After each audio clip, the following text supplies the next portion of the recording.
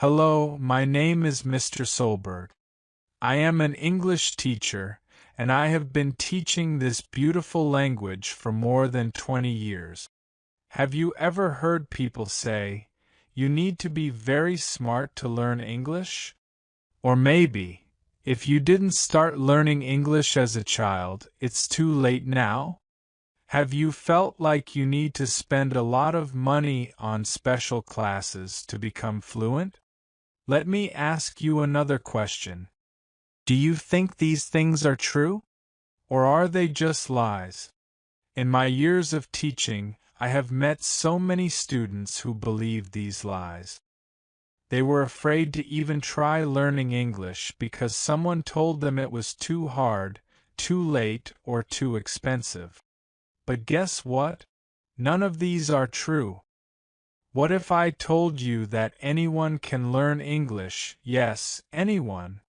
What if I told you that you don't need to be a genius and you don't need to spend a fortune?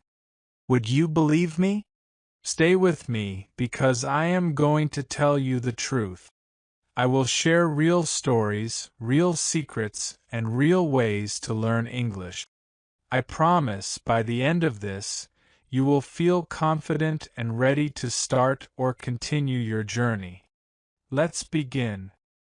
1. You must start learning English as a child.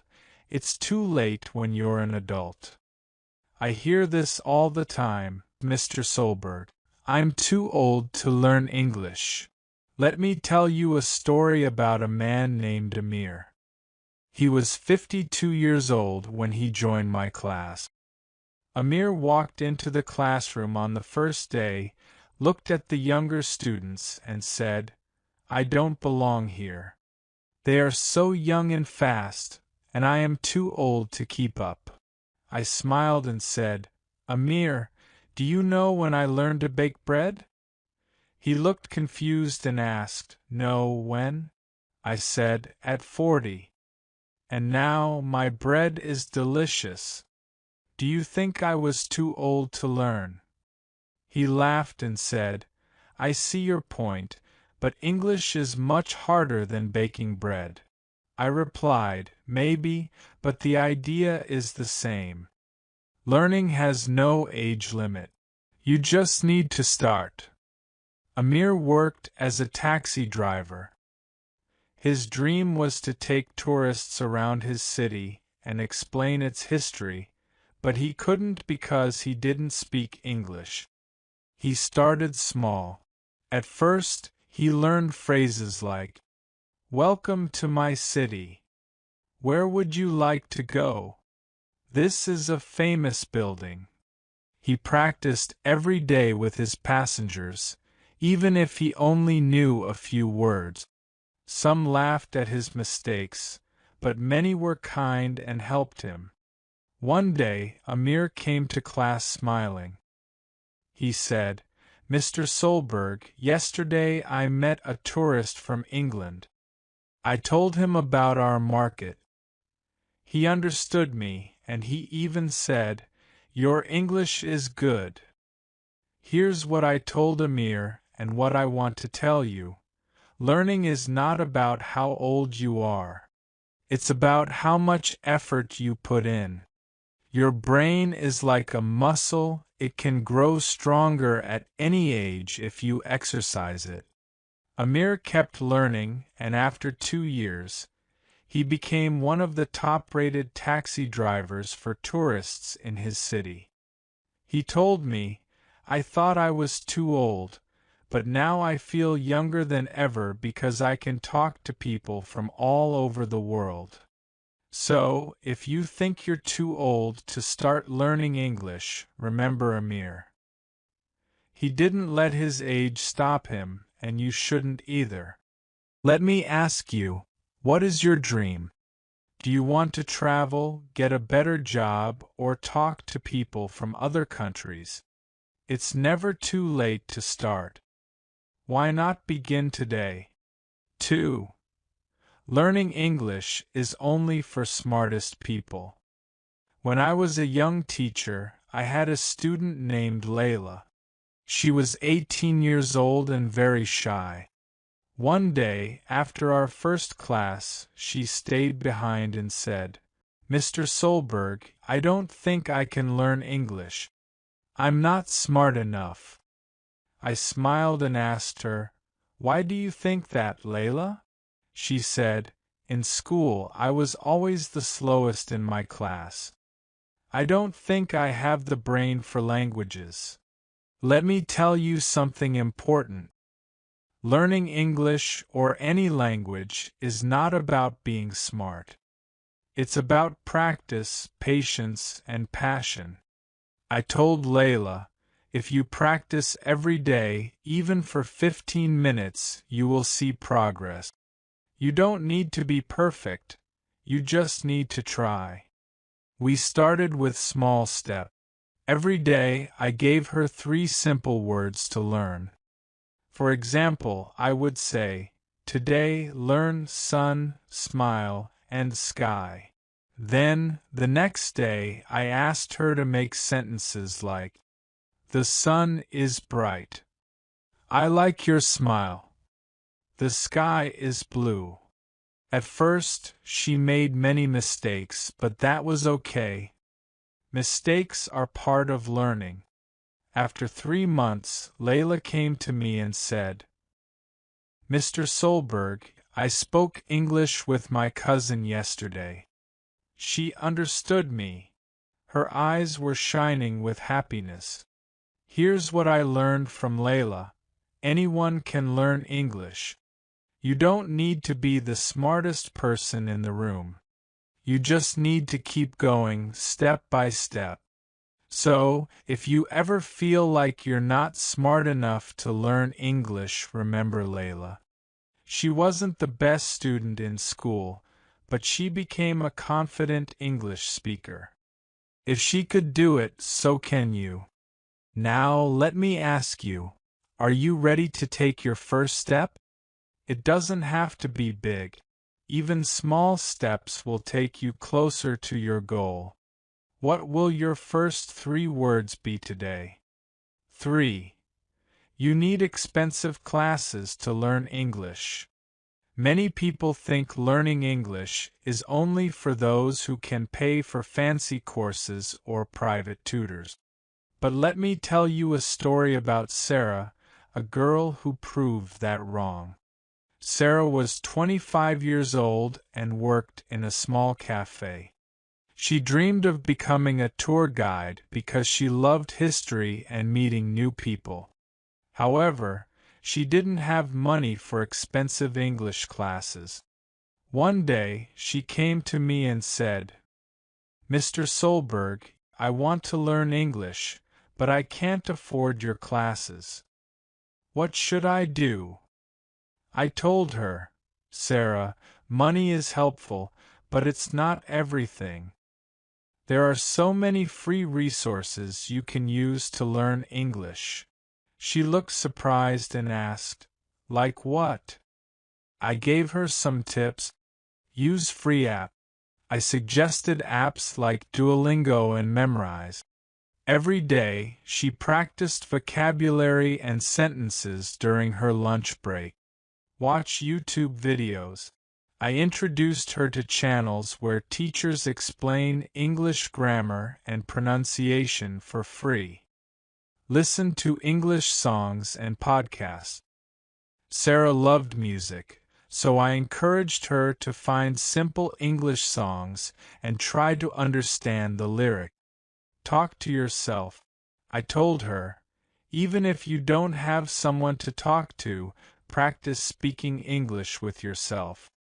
Stand in front of a mirror and say simple sentences like, "Today I am happy," or "I work in a cafe." Join free group. I helped her find a local language exchange group where people practiced English together without paying anything. Sarah followed these steps. At first, it was difficult. She didn't understand many words, and she felt shy practicing in front of others. But she didn't give up. One day, Sarah came to visit me. She said, Mr. Solberg, something amazing happened. A tourist came to the cafe, and I helped him order in English. He said I was very kind and even gave me a big tip. Over time, Sarah's confidence grew. She continued learning for free and even started giving mini tours to tourists who visited her city. Eventually, she got her dream job as a tour guide. Here's what I learned from Sarah. Learning English is not about how much money you have. It's about how creative and determined you are. The internet, books, and even daily conversations can be your classroom. So, if you think you can't learn English because it's too expensive, think again. You have everything you need to start. Now, let me ask you, what is one free resource you can use today to practice English? Don't wait, start now. 4. You must live in an English-speaking country to Learn English. Many people believe that you can only learn English if you move to a place like the United States, Canada, or England. But this is not true. Let me tell you about Ricardo, one of my most determined students, who never left his small village in Brazil but became fluent in English. Ricardo was a 30-year-old farmer. He loved watching movies, especially action films in English. One day, he said to me, "Mr. Solberg, I want to speak English like the heroes in my favorite movies. But I will never go to America. How can I learn?" I smiled and said, "Ricardo, you don't need to live in an English-speaking country to learn." How Ricardo brought English to his village. Turn everyday activities into learning opportunities. I told Ricardo to watch his favorite movies with English subtitles instead of Portuguese. At first, he didn't understand much, but he started hearing common phrases like, "What's your name?" and "Let's go." He practiced saying them out loud. Create an English environment at home. Ricardo made small changes in his daily life. For example, he labeled objects in his house with their English names: table, chair, door. Every time he saw the labels, he repeated the words. Practice speaking with online friends. I showed him how to use free apps to find language partners. He started talking to people from other countries through video calls. He made mistakes, but his partners were patient and helped him improve. Think in English. I gave Ricardo a challenge. When you are working on your farm, try thinking in English. If you see a cow, say cow. If you see the sun, say sun. Slowly, he trained his mind to think in English. Learn from songs and podcasts. Ricardo downloaded English podcasts about farming and nature. He listened to them while working in the field. He didn't understand every word, but he picked up new phrases like, "plant the seeds," and "the weather is sunny today." Ricardo's journey. After 1 year, Ricardo could hold basic conversations in English. He told me, "Mr. Solberg, I don't need to live in America to speak English. English is everywhere if you look for it." One day, a group of international volunteers came to his village to help with a community project. Ricardo was the only person who could talk to them. He gave them a tour of the farm and explained how he grew his crop. They were amazed by his English and asked, "Where did you learn?" He proudly said, "Right here, in my village." The truth. You don't need to live in an English-speaking country to learn English. You can create your own English environment wherever you are. Movies, music, books, and online tools make it possible to learn from anywhere in the world. Let me ask you, what can you do today to bring English into your life? Can you watch a short video in English or label items in your room? Start small and you will see big changes over time. 5. You need to learn all the grammar rules before speaking English. This is one of the biggest lies about learning English. Many people believe they must memorize all the grammar rules before they can speak. Let me tell you about my student Elena, who proved this idea wrong. Elena's story. Elena was 19 years old and a university student. She loved English, but she was scared to speak. One day, she said to me, "Mr. Solberg, I can't speak English yet. I don't know all the grammar rules." I asked her, "Elena, do babies know grammar when they start talking?" She laughed and said, "No, of course not." I smiled and replied, "Exactly. Babies don't learn grammar first. They listen, repeat, and then speak. You can do the same."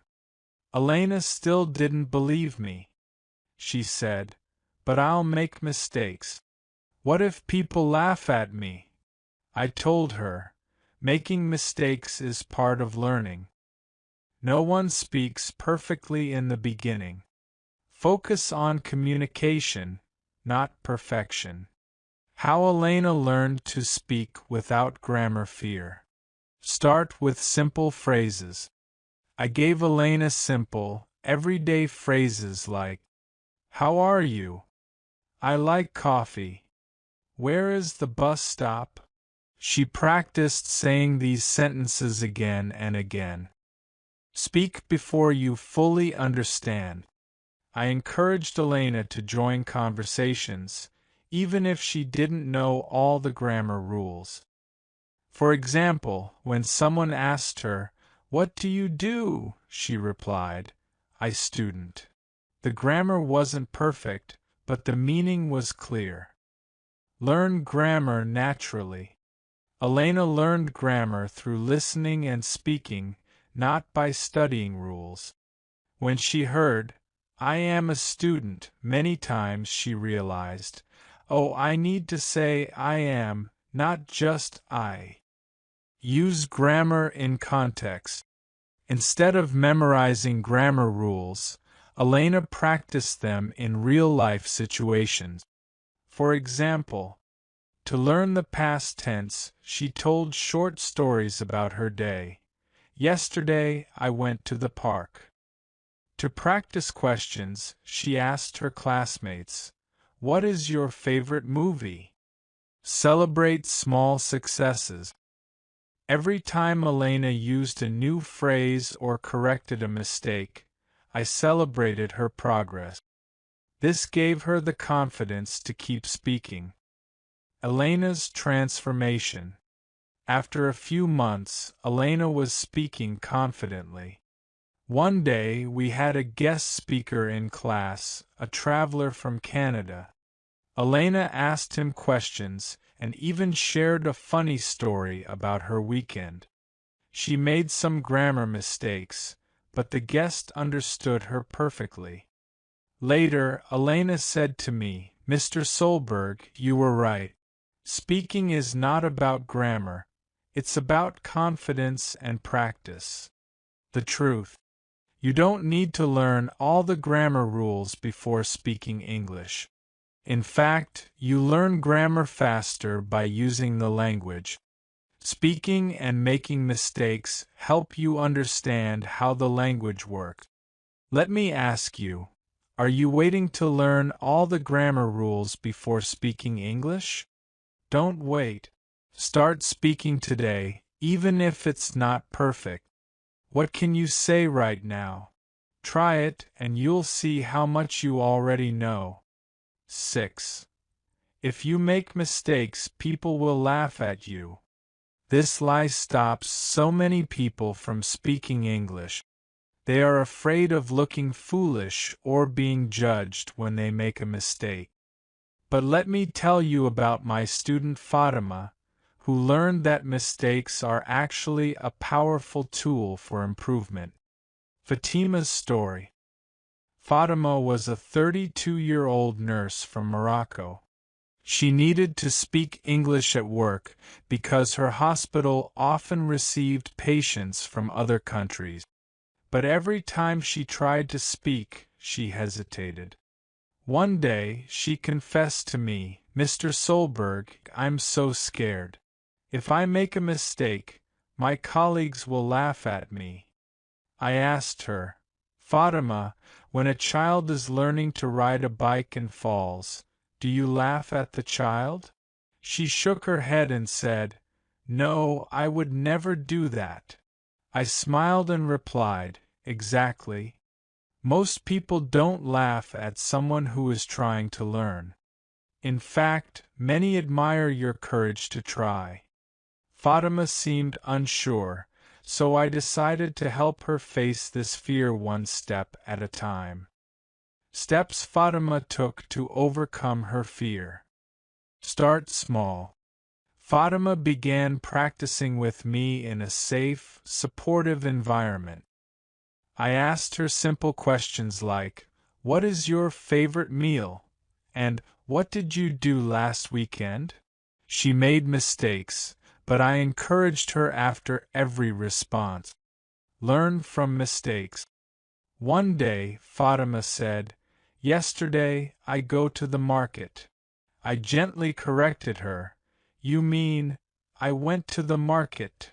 She smiled and repeated, "I went to the market." Each mistake became a lesson instead of a problem. Speak in front of friends. After practicing with me, I encouraged Fatima to speak with her colleagues. She started small, asking them questions like, "How are you?" and "Did you see the new patient?" At first, she was nervous, but her colleagues were kind and supportive. Focus on communication, not perfection. I reminded Fatima that the goal of language is to communicate, not to be perfect. One time, she mixed up her grammar and said, "The patient need medicine."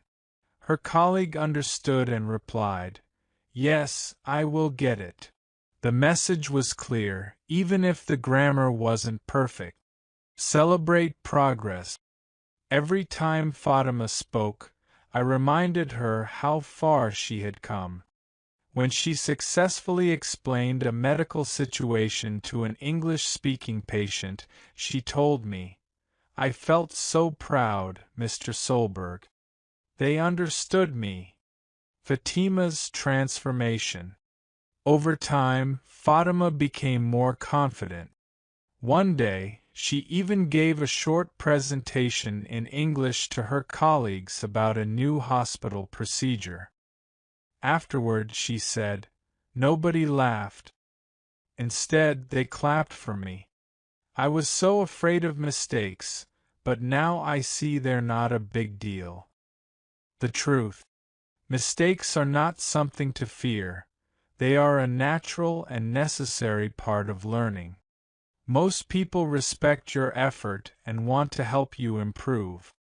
Let me ask you, are you holding back because you're afraid of making mistakes? Remember, every mistake is a step closer to fluency. What small step can you take today to start speaking English, even if it's not perfect? 7.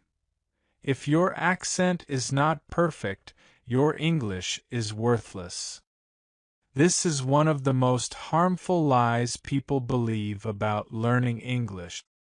Many learners feel discouraged because their accent isn't like that of native speakers, but let me tell you, an accent does not define your ability to speak a language. It's how well you communicate that truly matters. Let me share the story of my student, Maria, who proved that a strong, clear message is far more important than having a perfect accent. Maria's story.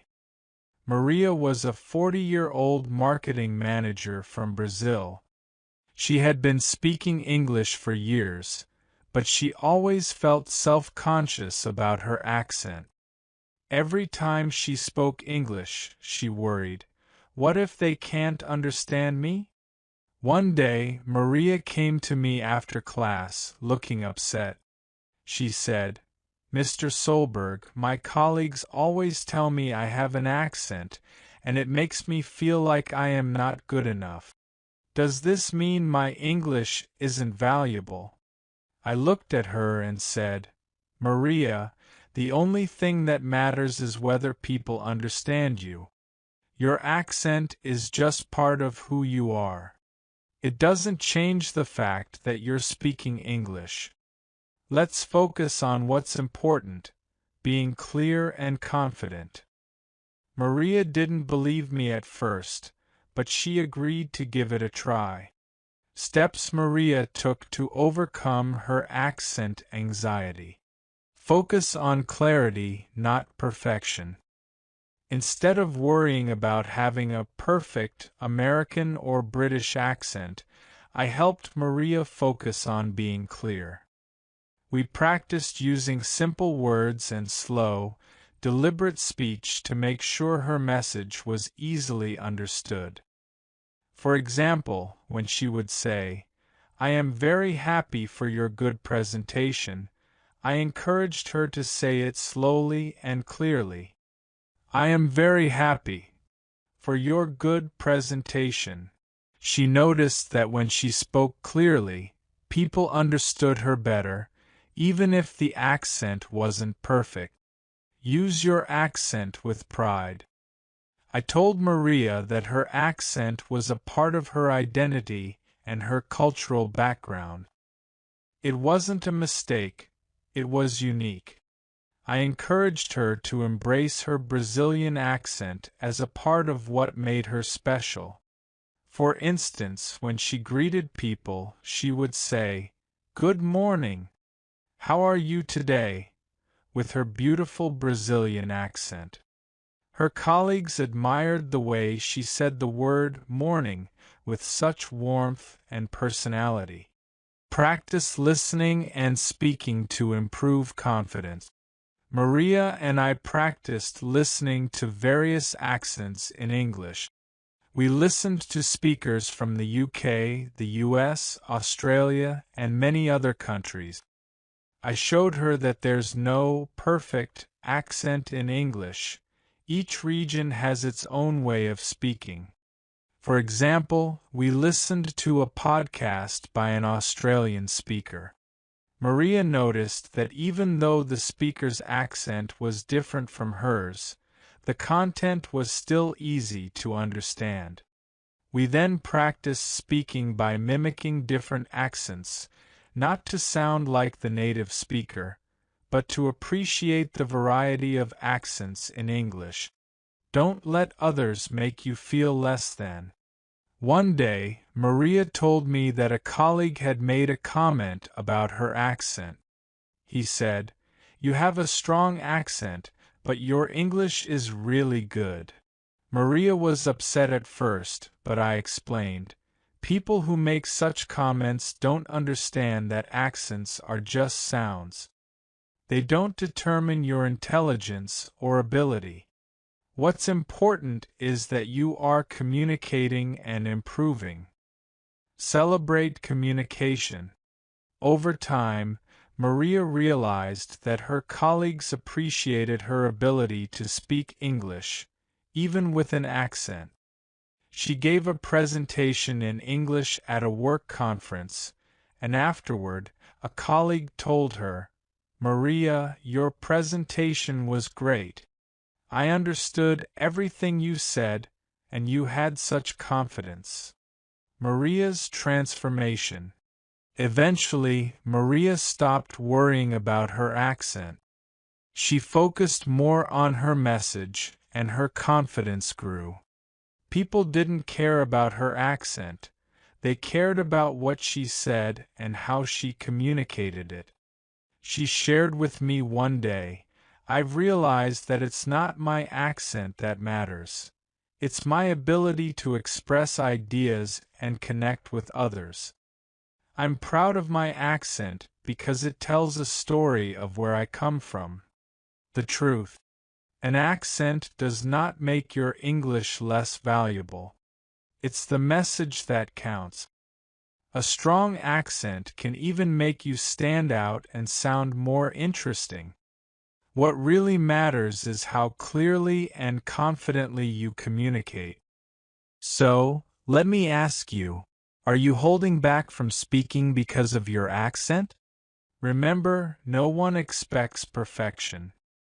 Start speaking today with pride and confidence.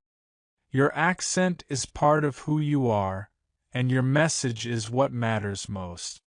What's one thing you want to say in English today, no matter what your accent is like? 8. You need to memorize a lot of vocabulary to speak English well. Many learners believe that to speak English fluently, they need to memorize huge lists of vocabulary. They think if they know thousands of words, they will be able to speak well. This is another myth that prevents people from learning English efficiently. The truth is, you don't need to memorize every word to communicate well. It's more important to learn how to use the words you already know in different situations. Let me tell you the story of my student, James, who came to me with this exact belief. James' story.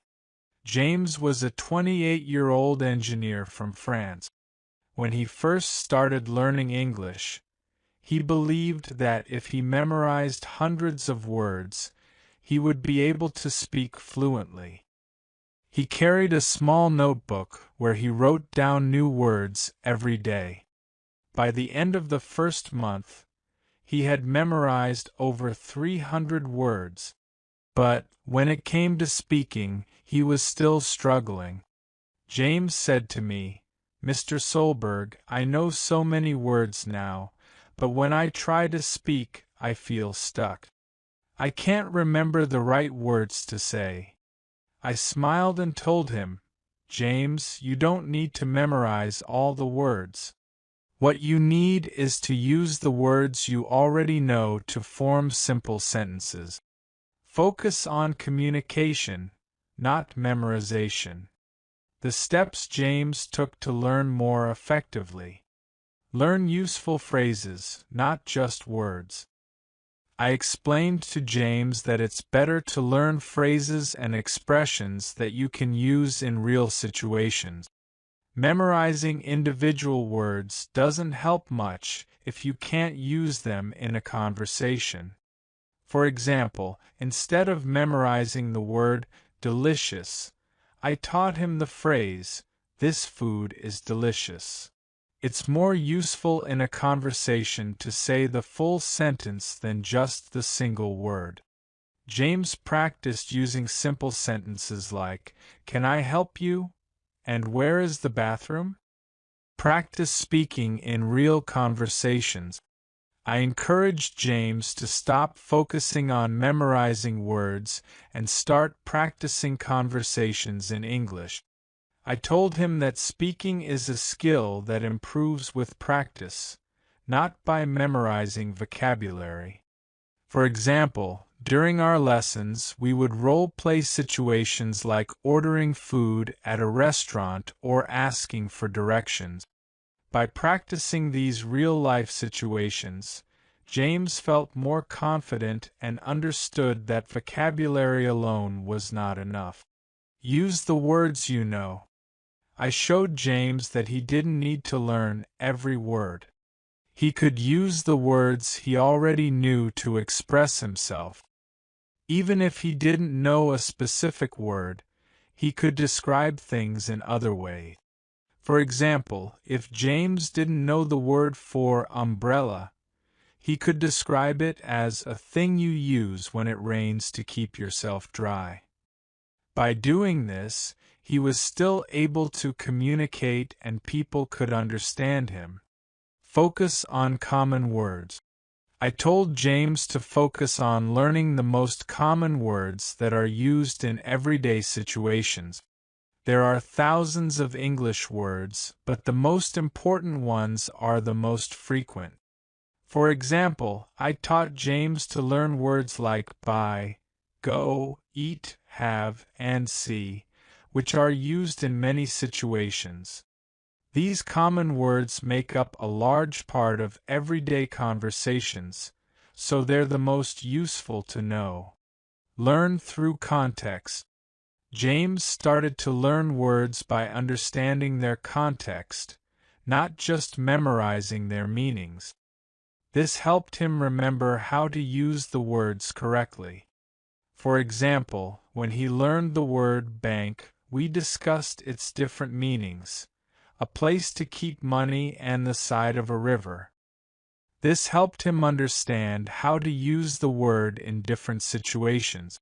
James' transformation. After a few months of focusing on phrases, real conversations, and using the words he knew, James began to speak much more confidently. He no longer felt the need to memorize every new word. He could communicate effectively using the vocabulary he already had. One day James said to me, "Mr. Solberg, I've stopped worrying about knowing every word. Now, when I speak, I feel much more comfortable. I don't need to be perfect, I just need to communicate the truth." You don't need to memorize a long list of words to speak English well. Instead, focus on learning phrases, practicing real-life conversations, and using the vocabulary you already know. The more you practice speaking and listening, the more natural it will become. So, let me ask you, are you spending too much time memorizing vocabulary instead of practicing real conversations? What's one simple phrase you can use today to start speaking with more confidence? 9. Watching movies and TV shows without practicing other methods is enough. This is another very common misconception. Many English learners believe that just by watching movies and TV shows, they will automatically improve their English. While it's true that watching films and series can help improve listening skills, it's not enough by itself to become fluent in English.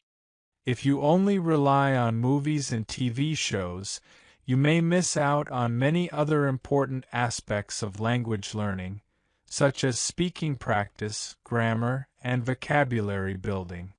Let me tell you about my student, Lucy, who came to me with the same belief. Lucy's story.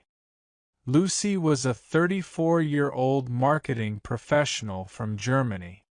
She had been learning English for a few years and thought that watching English movies and TV shows was all she needed. She told me, "Mr. Solberg, I watch English TV shows every day, but I don't see much improvement. I understand a lot, but when I try to speak, I make so many mistakes." I asked her, "What else are you doing to practice English besides watching shows?" She looked a little confused and said, "Well, that's it. I watch shows, and that's supposed to help, right?" I smiled and said, "Watching movies is a great way to learn, but it's just one part of the process. Let me explain why it's not enough by itself." The steps Lucy took to improve her English. Balance watching with speaking. I explained to Lucy that watching shows helps with listening skills, but speaking is just as important. Watching movies shows you how native speakers use language, but you need to practice speaking yourself to improve. For example, I encouraged Lucy to repeat lines from her favorite TV shows and movies. She would pause the video, repeat the sentences, and try to imitate the intonation and pronunciation. Lucy also practiced speaking with me in class. We would discuss the movies she watched, and I'd ask her to express her opinions, so she could actively use the vocabulary and structures she heard. Use movies for vocabulary and context. Watching TV shows can expose you to new vocabulary and expressions, but simply watching isn't enough. You need to actively pay attention to how words and phrases are used in context. For example, in one of her favorite shows, Lucy heard the phrase "on the same page." At first, she didn't fully understand it. I explained the phrase's meaning, and then we practiced using it in different sentences. Lucy started noticing more phrases in her shows that she could use in everyday conversations, but she needed to focus on their meanings and practice saying them, not just hearing them. Focus on grammar and sentence structure. Another problem Lucy faced was understanding how sentences are built. Watching TV shows can help with conversational English, but it's important to also study grammar to improve how you form sentences. In one lesson, Lucy struggled with the difference between "I've been working" and "I worked." I explained that "I've been working" refers to an ongoing action that started in the past, while "I worked" refers to a completed action. She then watched a TV show scene where the characters used both forms. We discussed how the two forms were used differently and how to practice them. Watching movies helped reinforce this, but it wasn't enough without a deeper understanding of the rules. Active listening and taking note. I also suggested that Lucy take notes while watching movies to improve her learning.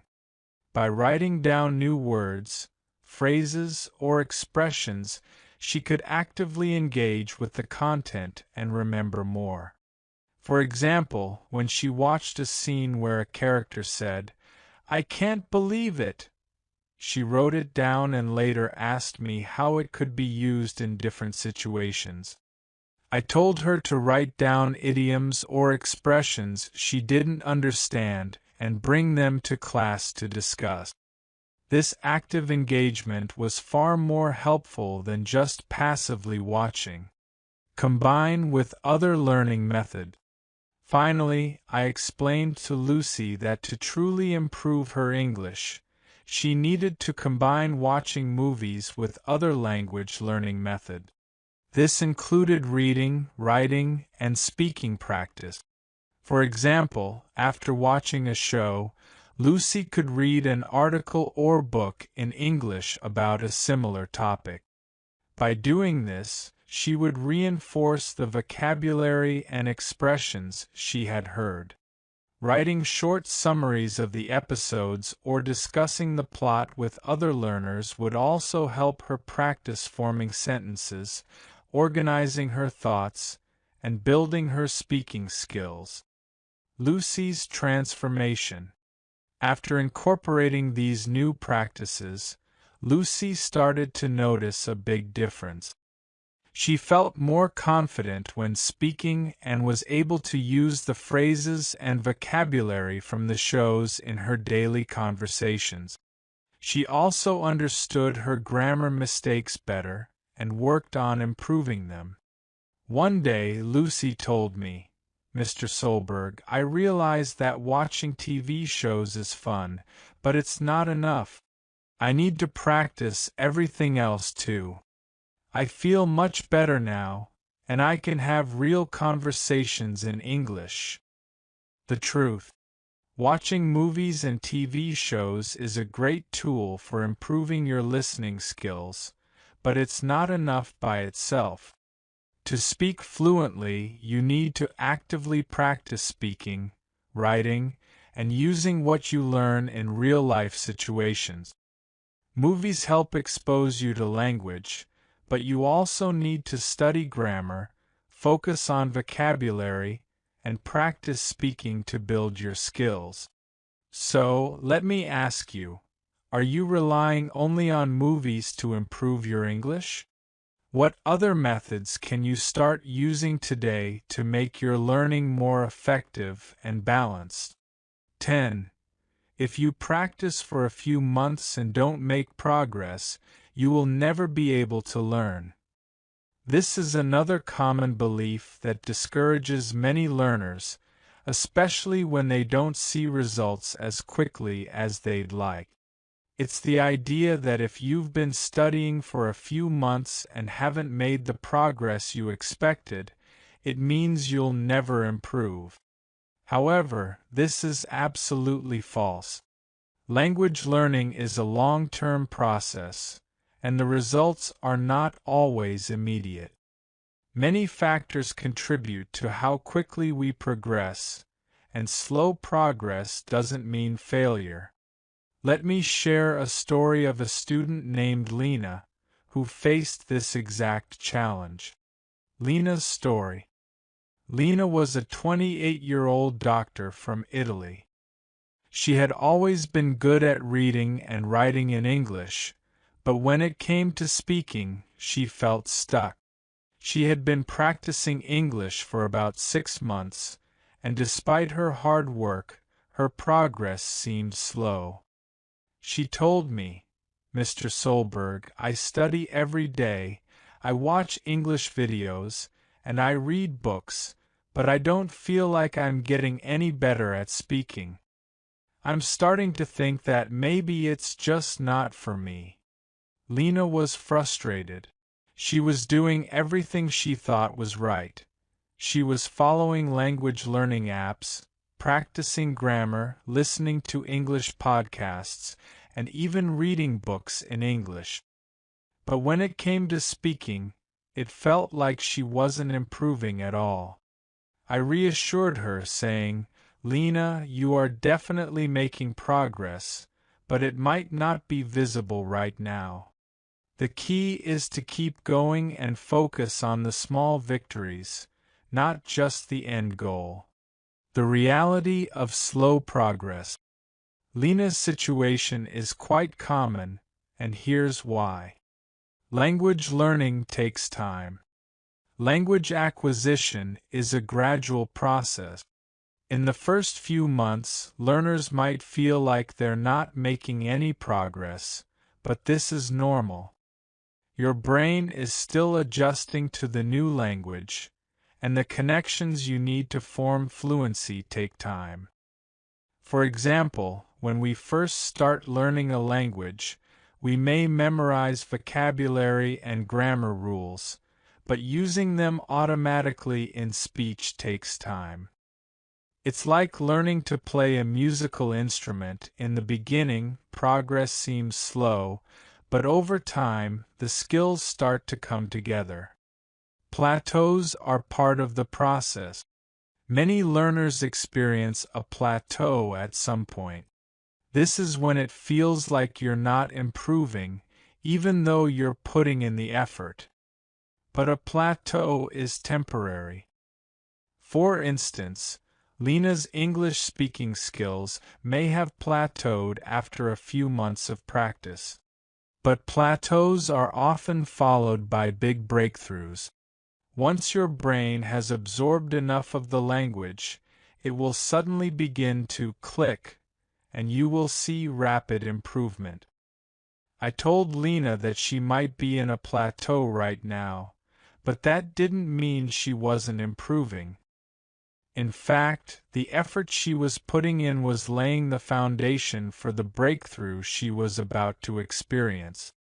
Focus on small wins. Often, learners focus too much on the end goal, fluency, and forget to celebrate the small wins along the way. Even small improvements in vocabulary, grammar, or listening skills are worth celebrating because they add up over time. For example, Lena might not have felt like she was improving in speaking, but she was reading and listening to more English, which was helping her vocabulary grow. Every new word she learned and every sentence she read contributed to her overall progress. I encouraged Lena to track her small victories. Maybe she could understand a conversation better, use a new word in a sentence, or speak for one more minute than she did last week. These small wins would lead to bigger results over time. The importance of consistency. Consistency is key to language learning. Even if you're not seeing immediate results, consistent practice will eventually pay off. I suggested to Lena that she continue practicing every day, but with less pressure. Rather than expecting huge improvements right away, she should focus on steady, consistent practice. It's better to practice for 15 minutes every day than to study for hours one day and then nothing for a week. I shared the story of another student, John, who had been practicing for months without visible improvement. But when he kept at it consistently, his fluency suddenly exploded after a few weeks. In the end, Lena took my advice to heart, and within a couple of months, she noticed a significant improvement. She was more confident in her speaking, and her vocabulary had grown. Most importantly, she realized that slow progress is still progress, and as long as she kept practicing, her English would continue to improve, no matter how long it took.